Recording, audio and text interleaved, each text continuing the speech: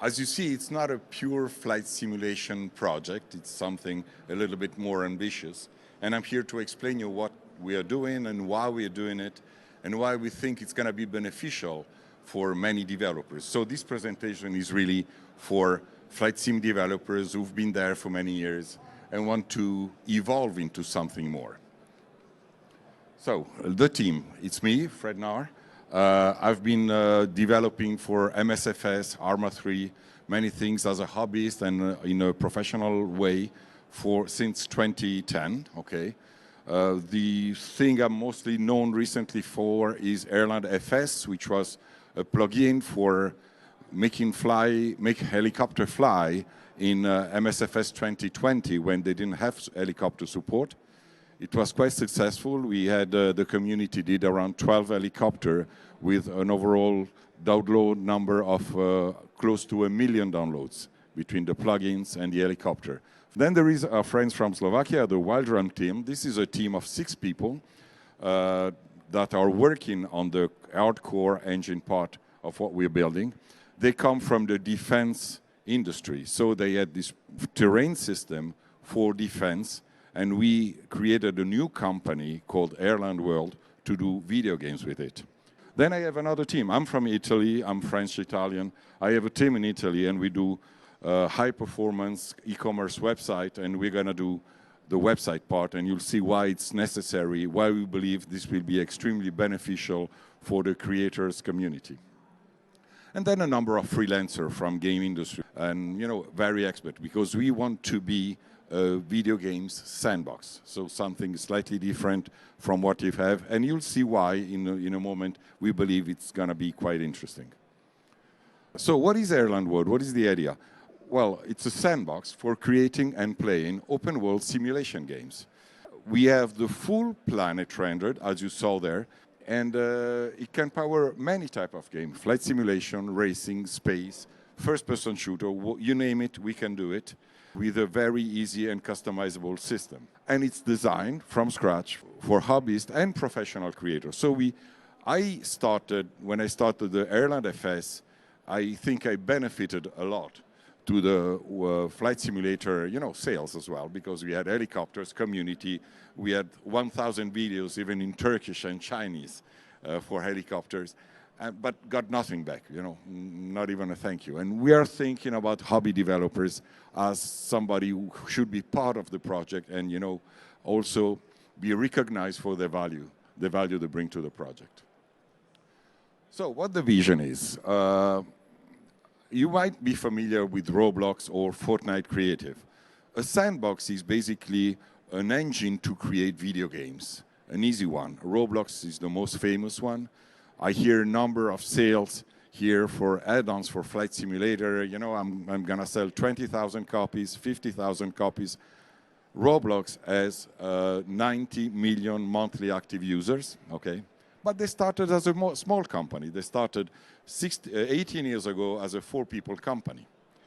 Fortnite, and Roblox games are mostly made for kids from 13 until 18 years old. Whereas Fortnite Creative, the Fortnite game, they are trying to do Roblox in a much less developed way, and it's more for 15 to 25s. There is no one serving the community, let's say over 25 up to 75 that we have here, okay?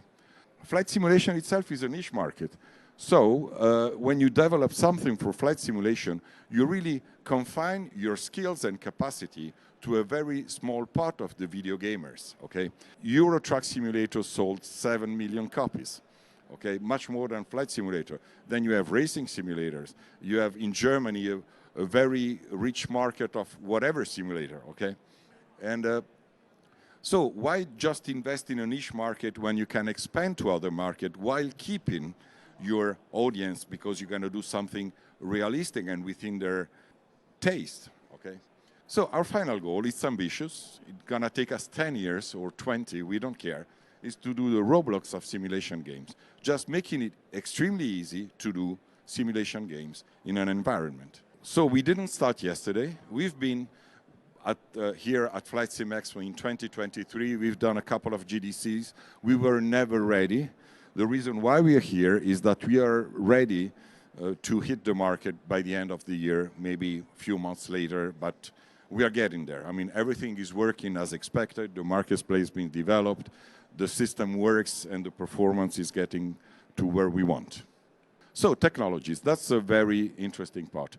We have a custom version of Unreal Engine 5, adapted for large open world. So if you know Unreal Engine 5, it's good for small project. Every big project works on a custom version of Unreal Engine.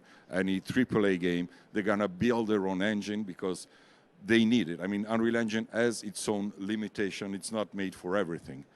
The people at Wild Realm worked at the Unreal Engine plugin for planetary rendering of terrains and procedural rendering of buildings, okay? If you are a developer in Unreal Engine, you know they have the actor system, which is the core of anything you want to put into a scene. Unity has a game object, which is basically the same thing. We tried, the performance wasn't there, so we created our own entity system. We use a custom physics engine because we wanted to have deterministic physics. We are currently on 5.3. Unreal Engine just released 5.6. Our idea is to realign to 5.6 or 7 when we release. It takes us about 3 weeks to realign to the engine, depending on how many changes they did. Main programming language is Lua. So actually Luau, which is Lua as open source by Roblox in 2021. So it's a very recent version of Lua, very performant, made for high performance game. It can be compiled in bytecode, so you can, if you want, keep your code safe. You don't want to share it within your project. If you're an artist, we have like 2 workflows. Either you use an Unreal export plugin, and this will be used, for example, if you have nanite meshes. I don't know if you know what a nanite mesh is. You can have an airplane which has 2 million polygons, okay? And use this airplane, it's gonna do the LODs automatically, but you'll still have the minute detail of the control and the thing. This is a technology that only Epic Games has in Unreal Engine, so we support that. And you can have extremely detailed airplanes and lighting and, you know, objects and characters. Or you can use Blender normally, so FBX import for animation and such. So if you don't know how to use Unreal Engine. I mean, we are really aiming at being a community-friendly sandbox. So a lot of tutorials, video tutorials, documentation. This is something that we really want to do. And we're gonna even have a community manager for developers. And we already have a friend of me from the flight simulation community who's a candidate for that. It's gonna appear, I won't say the name yet. He's not here, unfortunately, couldn't make it. Or use existing assets from the marketplace. Let's say you're doing a game and you're gonna reuse one of the buildings or, you know, an airport, you can do it. So there's gonna be a marketplace, you can add, similar to what Roblox does, you can, you know, add things, and there is a payment system where you're gonna pay the asset for professional use or you're gonna pay it for your own use, and the price will be slightly different.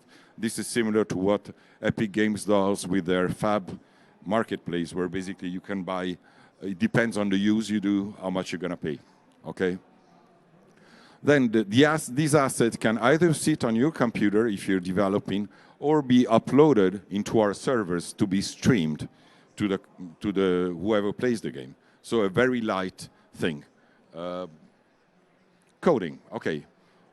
Lua, as we said, Luau is a high performance of Lua. Lua can be used for configuration, can be used for gameplay, can be used for flight dynamics. Everything is Lua. We use Windsurf, which is a Visual Studio Code with AI-assisted coding, and it understands your project, and it really works well. We plan on doing what is called MCP servers, which are basically servers where the AI will learn to use Airland better, and so really make it a breeze for you to create new content, okay? Now we go into more the Roblox idea. I really invite you to check out Roblox because they did an incredibly community work.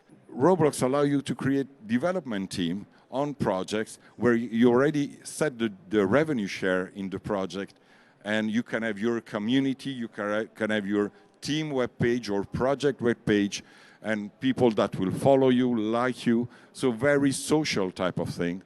So you build your community, you build your reputation, and with followers, friends, and groups, okay? Maybe you have a fighting, flying, well, I don't know, Second World War type of group, you'll have it there. If you do new airplanes, they'll find you there. And it's your community, it's not our community. This is important.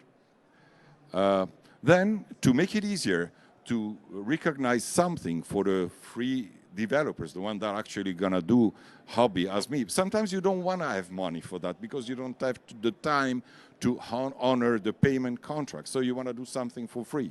And this is very common in the MSFS community. Look at the FlightSim info, okay? So, but if you do for hobby, you're gonna get game credits. I mean, if you have a successful add-on or thing, we're gonna give you money. I mean, we're gonna give you things so you can buy the next airplane or vehicle. Why not? And I was part of that, and I got nothing from Microsoft. So I really feel a lot about this, you know. Give them something. They've been helping you, okay? Be in the community, be on Discord. If you're a professional, then you can convert the credits into a payout, a payback, like at 70%. The marketplace is a way for you also to test project, because the thing we are doing, and it's gonna come in the next slide, that nobody does. Microsoft doesn't do it, DCS doesn't do it, Explain doesn't do it, Roblox doesn't do it. The open sandbox model. What do we mean by that? Maybe you start, as you do now, doing a project within the Airland marketplace or Airland World thing, ecosystem, you create your community. Now what? You want to create a standalone game on Steam and sell it by yourself. So we spoke with Epic Games, with their business development, and we can do that. You can build your own game, maybe a specific game, publish it on Steam. We can either help you and be a publisher for your game. A publisher is somebody who's gonna do all the paperwork for you and do some marketing as well. Or you self-publish on Steam, and we just have a small fee, and we need some reference back to Airland. Now, for player, because this is really interesting for developers, we looked at players, okay? There is a third sandbox that we didn't mention, which is a community-created sandbox. And I think it's an extraordinary initiative, and it's called 5M. 5M is basically a sandbox created on top of GTA 5, where the community came up with this concept of being able to create your games on top of GTA. 5M, you role play as a policeman, as a rescue operator, or as a soldier. This is 5M. So for players and as a global template, we imagine this airline life where you could be a bush pilot, going back to your house and improving your plane, and, you know, flying challenge and mission, and maybe meeting other pilots on the way, based on what you want to do. So Airland Life is a series of career-based games. And Airland Life Rescue Operation is going to be our first game as an emergency responder. Helicopter, planes, cars, so you have it all. Road ahead. So the core technologies are in place. It works well. We're going to have a closed alpha this summer, end of summer, I would say, with release early access by the end of 2025, beginning of 26. Marketplace is being developed, will be ready 2025. And we're also creating some games. So if you are a developer in FlightSim and you want to, we need some feedback. We need some people who test the system and say, hey, this doesn't work. You're going to be in direct contact with the developers, and we're here to listen. And finally, it's a long-term project. So we have a vision of 10 years.